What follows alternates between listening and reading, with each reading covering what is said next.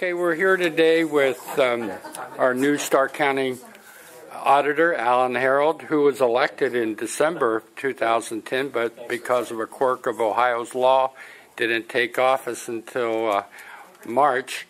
So how's it going, Alan? I think so far so good.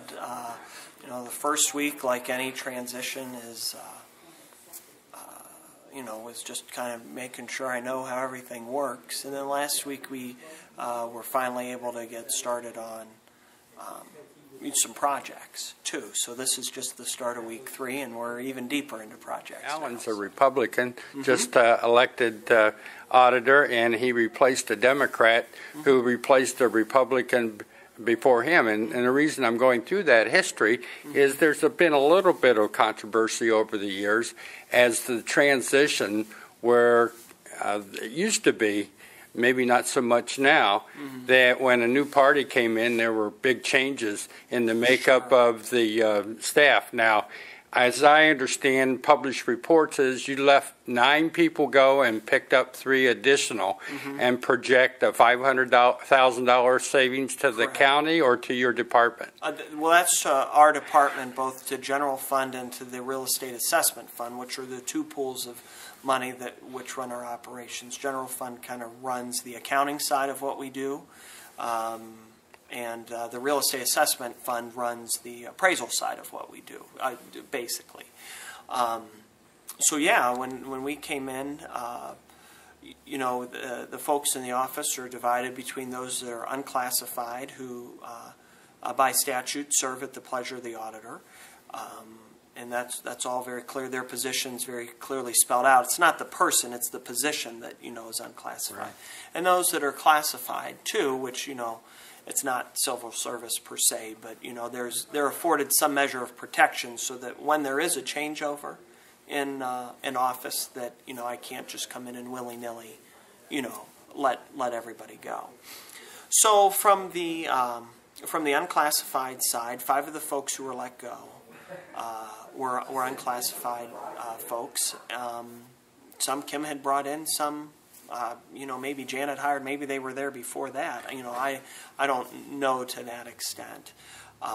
So are you saying that their political connections were not a factor? This is how we're going to run the office. I'd say, for 2 of the folks, with Mr. Maley and Mr. Babcock, again, we're just talking the unclassified people right now.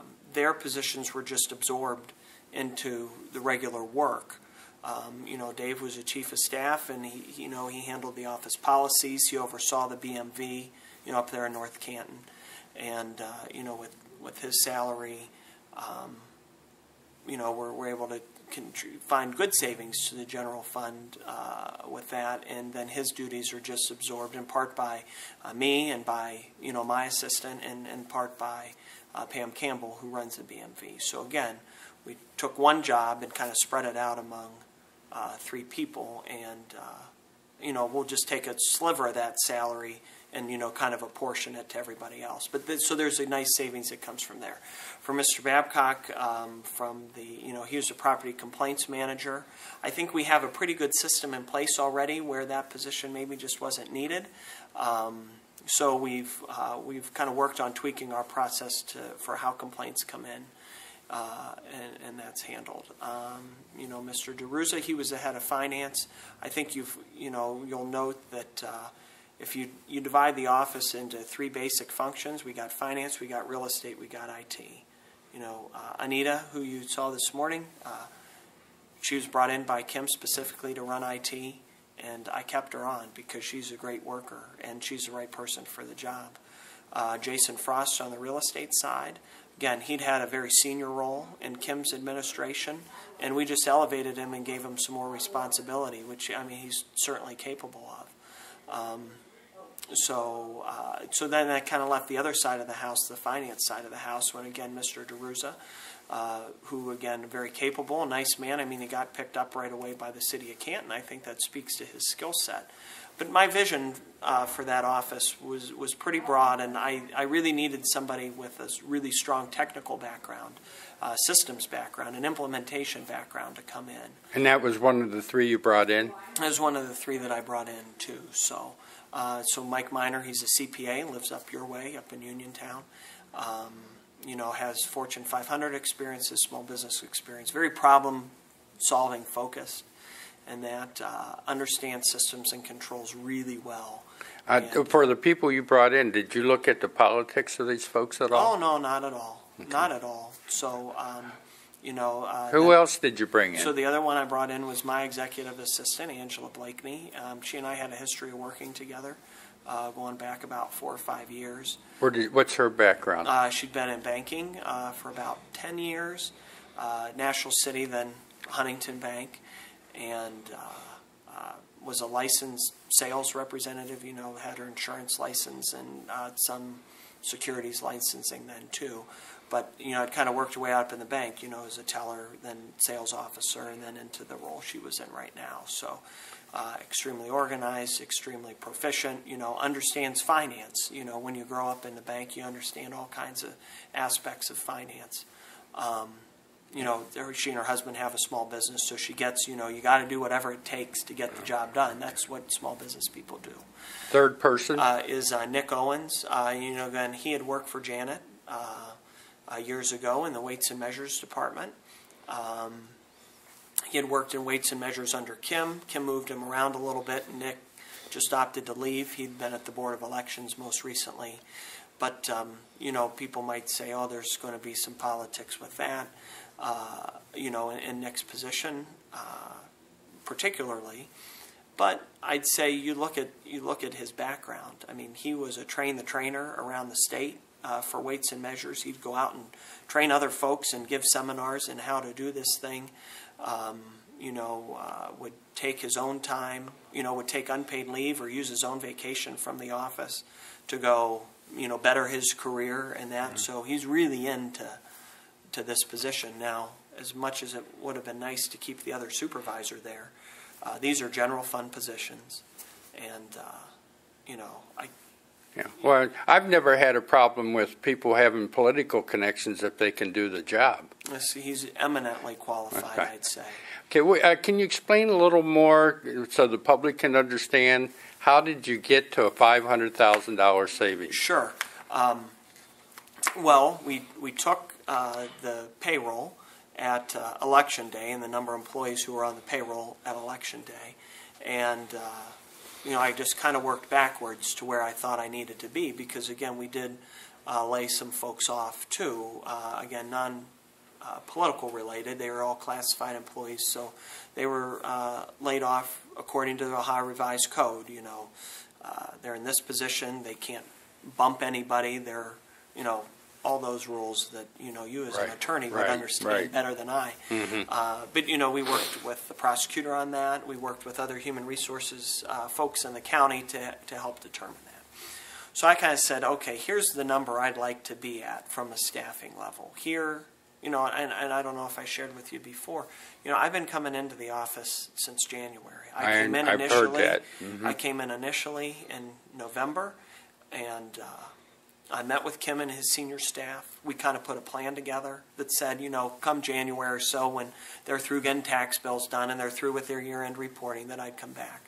And so I started coming in, you know, 3 days a week, couple hours at a time, just chat with people. And then the last week of January, we had, I sat with all the employees and I learned about what they did. And that helped me understand what each department did, each job function really did. And I came to the conclusion that particularly within the property tax division, we maybe had a little excess capacity over there. That we had other people who were very good at doing their jobs, that they could absorb the work, or the work could be spread out among other folks. So your budget is $500,000 less now than it was when you first looked at it and developed this concept of where you wanted to be? Is that the short of it? Right. Well, again, Kim had an approved budget with the general fund, which Right. was approved by the commissioners, and then the REA fund. He approves that himself. That's the money just all flows through there.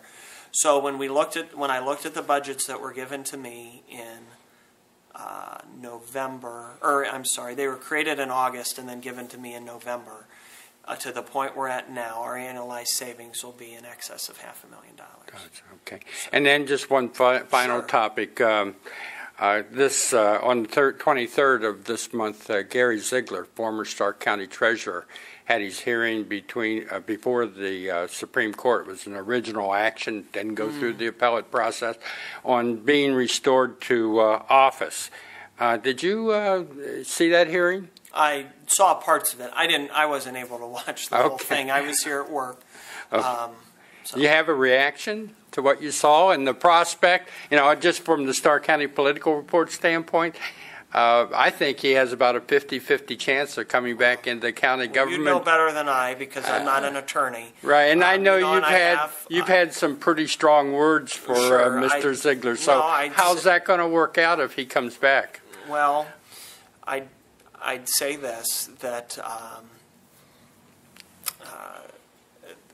the amount of oversight that will go on over the Treasurer's office will be appropriate given the office holder. Okay, so you have an outstanding relationship with the current I would say treasurer. we have a good working relationship. Okay. It's really nothing more than that. I can say honestly, I'd not met Alex before before he was the nominee for treasurer. I mean, maybe in passing, I could pick him out of a crowd, but beyond that, had never had a conversation. Naturally, we've gotten to know each other through the campaign, and as he took office, he was a big help through the transition too. Okay. But I'd say that when we look at the controls that need to be in place, first and foremost is making sure the public trusts what's going on in my office. That's what I'm charged to do. And then second, to the extent that we can help other offices have good controls and good procedures in place, and we can communicate that to the public either through their office or through our office. That's what we want to do. We want people to know that their money's safe. We want them to know when they take their tax bill down, it's paid, their check's cleared, it shows on the website that their taxes have been paid. All those kind of things. I call them kind of basic government functions. We want to make sure that they trust the way we're doing it. I answer the phone. The phone rings in my office. I pick it up. I get stopped on the street all the time. Hey, you're in here. How can I? Can you help me with that? That's what we're here to do. Okay. So, and Alex is the same way. I would say publicly that I want to end with two things. One, Kim was very gracious to me in how the transition was handled, and I thanked him for that at the very end. And second, I think Alex has done a lot to restore trust to what goes on in the Treasurer's office. When it's 7 o'clock on Friday and they're still returning phone calls, and I say that because I've seen him. I've seen him there. I know that the staff is working all the time to keep up with delivering good service to doing just that. They've done a lot of work over there.